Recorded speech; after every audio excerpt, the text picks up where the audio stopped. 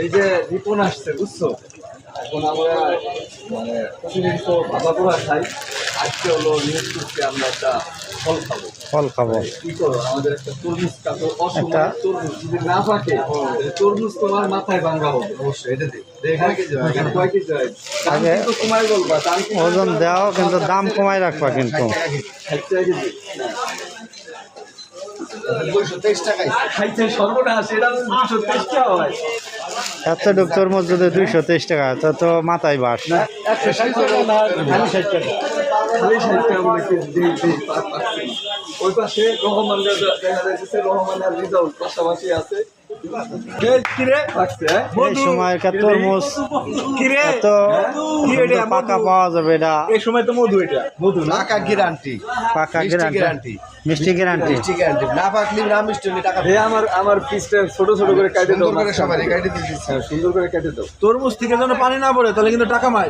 তরমুজ থেকে পানি আবার কি কথা, তরমুজে তো পানি থাকে, ওদের ভাবে কেটে দেবো লাগছে। আপনার ভাবে বাইরে একটা প্লেট প্লেট এনে একটা সেরকম ভাবে।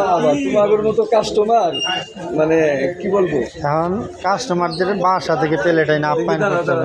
একটু ধরো, আমি এক পিস নেই, খাই দেখি না কেমন হচ্ছে। তুই এক পিস খা, তারে দে এক পিস। আল্লাহ হাফেজ। ধরো ধন্যবাদ না দিলেই নয় যে এই সিজনে এত সুন্দর এই সুস্বাদু মিষ্টি জাতীয় একটা তরমুজ আমাদের খাওয়াইলো।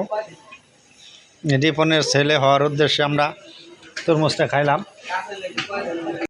তরমুজটা যে তুমি অফ সিজনে তরমুজটা খাইলা, তরমুজটা তোমার কাছে কীরকম লাগতেছে? প্রতিদিন আমরা ভাজা পোড়া খাই এই টাইমে, আজকে ভাবলাম একটু ফল খাই, ভালো লাগতেছে। ভালো লাগতেছে। তবে এখন আমাদের দেশে এই অফ সিজনে যে তরমুজ বা সব ফল সব সিজনে পাওয়া যায়, এটা খুব ভালো লাগে। এটা খুব ভালো লাগে। ঠিক আছে, টাকা হইলে কিনে খাওয়া যায়। রেজাউল, তুমি এই যে এত সুন্দর তরমুজ কোথা থেকে আনলা এই অফ সিজনে? এই তরমুজগুলো বর্তমানে চাষ হচ্ছে খুলনা, সুন্দরবন এলাকা। খুলনা সুন্দরবন এলাকা। সুন্দরবন এলাকা এবং তরমুজগুলো জাংলায়, জাংলায় মাটিতে না, মাটিতে গাছ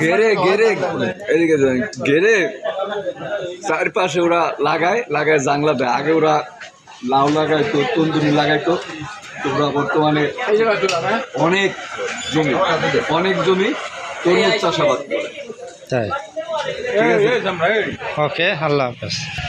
এই তরমুজের অনেক গুণের কথা শোনা হলো, তো আমরা রেজাউলের দোকানে আসবো, তরমুজ খাবো, ভালো লাগলে আরও 2-4 জনকে সাথে করে নিয়ে আসবো।